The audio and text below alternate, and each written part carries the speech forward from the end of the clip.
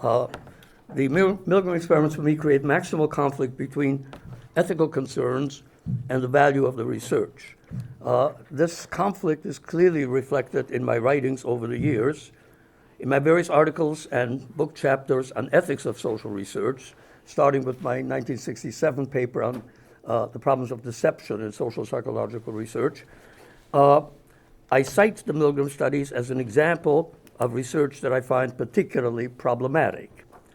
But in my work, for example, my work with Lee Hamilton in the book Crimes of Obedience, and in other writings on related issues, we cite Milgram studies repeatedly, and in fact, chapter 6 on challenging authority is almost entirely devoted to the Milgram research and some of its implications. One of my doctoral students some years ago once told me that I'm giving students mixed messages. On the one hand, I'm telling them you shouldn't do that. You shouldn't do that kind of research. But on the other hand, I tell them, but if you do it, you will be making important contributions and you'll be famous and will be cited and so on. So my ethical concern first arose when I was asked to evaluate Milgram's application to NSF, the National Science Foundation. That was for his second grant, his follow-up grant, after the original studies had been done. And I raised, in my evaluation, I raised these ethical concerns, but I felt, and I think I must have made that clear in my evaluation, that these should not be considerations in deciding on whether or not it should be financed, because what Milgram was doing was more or less within the range of what was the norm in the profession. So I recommended that it be approved, although I didn't give it the highest rating. I gave it a secondary rating, but my reason for giving it less than the highest rating was that there was a lack of a theoretical model in the application. I don't know whether unconsciously my concern about the ethical issues entered into the rating, but consciously I decided not to let that be a factor.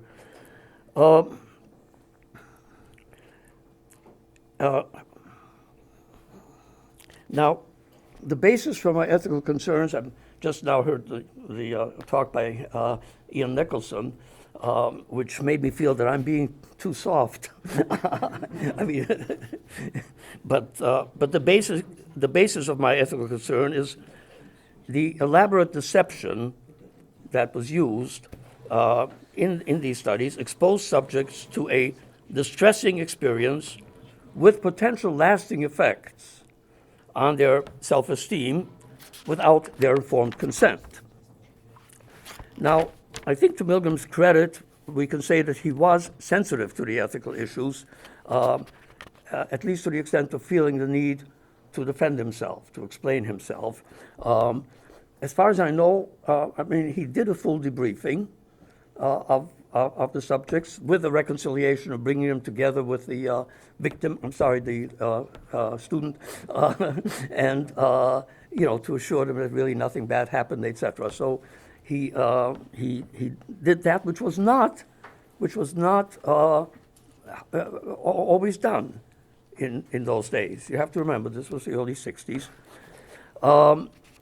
He also had a psychiatrist come and interview previous subjects to evaluate the effect. But as I recall the report on this, I didn't put much stock in it because I think it was a situation in which people usually say, oh, yes, it was all right. I mean, people are not likely to say, this caused me lasting anguish, et cetera, et cetera. So I'm not, I don't really buy that as much of an answer.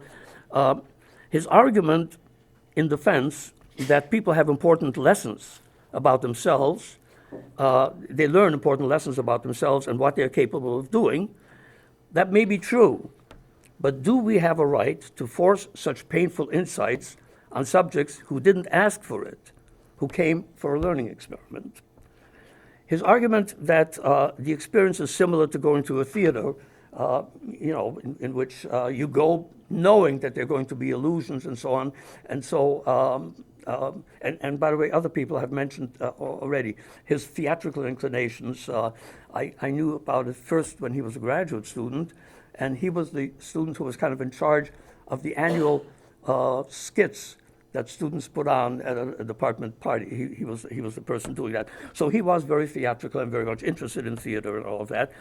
And he argued that this isn't very different from theater. Well, the problem is that people who go to a theater know they're coming into to an illusion. People who go to an experiment do not know that. And that's particularly true for non-students. I mean, college students may know by now that if you go to a psychological experiment, you can expect to get, to be told something that isn't quite accurate, etc. But one of the strengths of Milgram's research was that he did not use college students, but he used people recruited from the wider community. And I'm sure they didn't know that they're coming into theater. So I think that also doesn't really, I think, reduce the ethical problems. So there are these ethical problems. Now, let me just turn for a moment to the other side of the issue, which is the significance of the research. Now, some people, I don't remember now whether Baumrind made this point, but I think Orn and Holland in a paper made the point that the criticism that Milgram's experiments lacked ecological validity. Now, I disagree with that sharply, really. I feel that it had greater ecological validity than most social psychological experiments because the research utilized the laboratory situation as a real-life situation, a situation in which subjects confront a seemingly legitimate authority in a highly legitimate setting.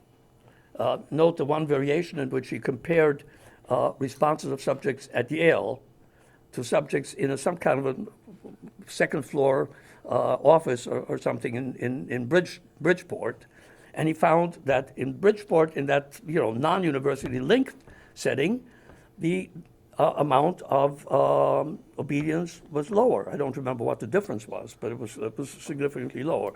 So clearly this was a legitimate setting and a legitimate authority, and subjects were confronted with a real life conflict. And so as far as the study of the behavior of people in a laboratory interacting with the authority of the experimenter and the institution is a real life study.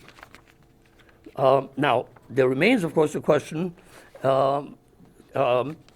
to what extent can we generalize from this situation to the Holocaust or Rwanda or My Lai and so on?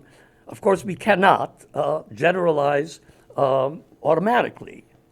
But I think that, and this is the kind of thing that we try to do in the chapter that I mentioned, The Crimes of Obedience, that we look at we look essentially at the strength of binding forces that bind people into the definition of the situation, the given definition of the situation, and opposing forces that would sort of counteract this. And the strength of, and many of Milgram's variations that he carried out can be seen as variations in the strength of binding forces and opposing forces. So the example I just mentioned, the binding forces in the Bridgeport room were weaker than the binding forces at Yale University, and so on. So one can look at these different situations in terms of the different binding and opposing forces. So yes, we cannot directly generalize, definitely not. But we are learning something from the Milgram experiments that I think has general value, and I think some of the things that Tom, for example, talked about yesterday, was it only yesterday? Are examples of the kinds of things that we can learn. Now,